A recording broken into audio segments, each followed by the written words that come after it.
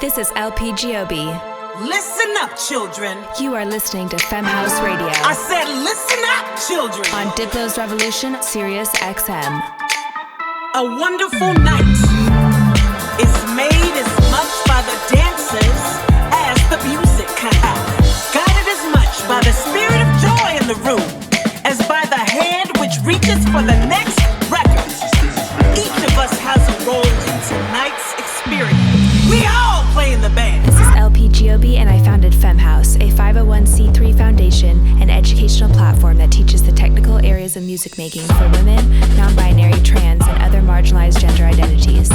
Every week, I will be interviewing and spotlighting women in music while bringing you the best dance tunes from around the world. You are with LP Giobbi, and our next guest on Femme House Radio is he, she, they resident, Syrita. She has played in London, Amsterdam, Ibiza, and beyond, and has done streams for BBC Radio 1, Mixmag, DJ Mag, and Beatport.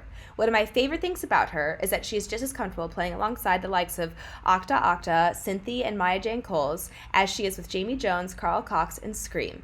She has played all the iconic parties such as Warehouse Project, Circo Loco, Lost Village, and Creamfields, to name a few, and her rising star seems to have no limits. Syrita, it is an honor to have you on Femme House Radio. Oh, it's an honor to be here. I just got goosebumps you listening to that. That really me? You're a badass. Wow. That's you. That's you. Own that. I love that. What is your origin story? How did you get into DJing and tearing up all these clubs? Well, I've always been a big fan of music. I grew up with music. Reggae was a big part of my life growing up. And then I started partying in London, and that changed my life with house music. And then I met some DJ friends and basically just jumped on the decks one day at an after party and fell in love, and the rest is who we are. Rest is history, growing history. Okay, so I love Brains and I love Sophia. Those are awesome humans that you're with. How did you link up with He, She, They? I met them at IMS. We was at panels and they walked out, and I was just like, I need to meet these guys, because about 6 months prior I said to myself, I'm going to play for He, She, They. That is an absolutely fucking cool party. And then I met them at IMS, and literally our relationship was just so, we just bonded straight away and we hit it off. And then I ended up playing for them about 6 months later, and now I'm a resident. That is so awesome. Look at you manifesting that. That is really rad. And good for you for going after that and meeting them and putting yourself out there. Okay, I have a really nerdy question that I'm obsessed. Okay. I'm obsessed with this question, and I feel like I'm sure you have a great answer because you're such a good DJ. Okay, where do you find your music? Like, what is your crate digging process? And then, how do you organize it? Do you know what? I've done, so most of my music I get sent to me now, which is, I feel very grateful for. Yeah. But I do use TrackSource a lot, and Bandcamp a lot. But organizing, I think I've changed it about 1,000 times, but at the moment I do it by feels, so the type of vibe that I'm playing. So like you have a crate for okay, it's like, so what are some of the names of your crates? In-betweeners I have. It's all crazy. And then I have like techno, I have mild techno, I have tech house fillers, I have about 45 folders. So that's my questions. Okay, is in-betweeners, does that mean like a track that you can, like a weapon track that can mix into anything? Is that what that means to you? It's in between two different sounds that I can't quite put it in one sound. I can't quite call it tech house, and I can't quite call it deep tech, but it's kind of in between. So I just shove it in between, because otherwise, so I know where to go. Yeah. Yeah. Okay, so then when you're going to a gig, do you just like load all 45 of those playlists on your stick and you're like, I don't know what I'm going to do? Or are you kind of like, before you play a specific gig, are you like, I sort of know the vibe of this gig, I'm going to make a crate for this gig? Yeah. Or do you just go in there with the different genres? I make a folder. I make a folder for each gig, but I'll have probably all the different folders in that crate, so I just know where I want to go. Yeah, of course. Like I'd say like I made a I played the first time I played Printworks was actually a fucking disaster, and I put together a playlist of what I thought I was so bad. I put together a playlist of what I thought I should be playing, and thank God I had 1,000 other folders in there because I was so wrong. It was mind blowing how wrong I was, and like I knew that 2 songs I feel you've all been there though. I'm like, I can't believe this is happening to me at Printworks, like. This is like a dream venue, I came all the way over here from the fucking U.S. and I am bombing it. Yeah. But yeah, so that's when I knew the power of like really having 1,000 backups just in case you're wrong. Yeah, always okay, good. So you are touring a ton. Do you have any specific practices to stay healthy on the road or any? Yeah, how do you stay healthy on the road? I think you just got to find a balance between sleep and good food and lots of water. Lots of water. Actually, that's actually the first time somebody's answered it like that. Lots of water. How many liters of water do you drink a day? Well, I drink hot water mainly, so probably like 2.5. Why are you drinking hot water? Hot water. It's healthy. It's healthy. It's a health thing. It's healthier for me. It's good for your digestive. Really? It just makes everything work a lot better. Yeah. Oh, I'm a bit weird like that. Wait, I actually hate cold water, so this is great news for me. So do I. Yeah, hot water's really good for you. And I don't drink and eat at the same time. What do you mean? Like, I'll never drink whilst I'm eating. I'll always eat my food first and then wait about 15 minutes and then drink after. What does that do? I shouldn't really be saying this today.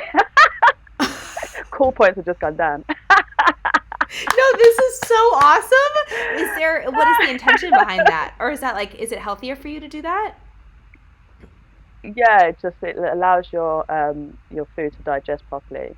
And then, because if you drink while you're eating, then basically the acids that come into your stomach, they get diluted by the drink, so it doesn't really break down your food properly. I'm going now. This is This is amazing. I thought that you were supposed to be kind of constantly drinking. I never do it like that. This is blowing my mind. Okay, I'm gonna try that. I'm gonna try that out today. See if I can remember to do it. Definitely. Do you ever get thirsty when you're like? What if you're eating like a really salty thing? You get used to it. You get used to it. This is wild. Oh, my face is peeling. I love this. Okay. Yeah. Syrita, yes. Okay. What is your favorite party or club you have ever played? Oh, that's really horrible. That is such a... To be fair, it's been different because I kind of came through during the pandemic. So I was doing so many streams for obviously all these amazing media companies, and it's just really this year I've got a chance to just get a hold of all the crazy, well, since last year. So Amsterdam Media Haven was amazing. Seeing everybody back on the island in Ibiza has been absolutely crazy. I played at Ants last week, and that was insane. So, and then I got to do an impromptu back-to-back at Bora Bora. So that was amazing as well. So I think it's a different vibe and different feelings for every setting. I love everything. Big massive club, and that's a boat party. I'm there. Yeah. That's what's great about you too, is that you can really, we were talking about this earlier, but you really can read the room and the situation, stay true to yourself, yet, know how to play to the space you're in. So I'm sure that you have different fun experiences at all these places. I have another hard one. Dream lineup. If you could curate the perfect party, who would be on the bill? Honey Dijon. Martinez Brothers. Cole Cox, Marco.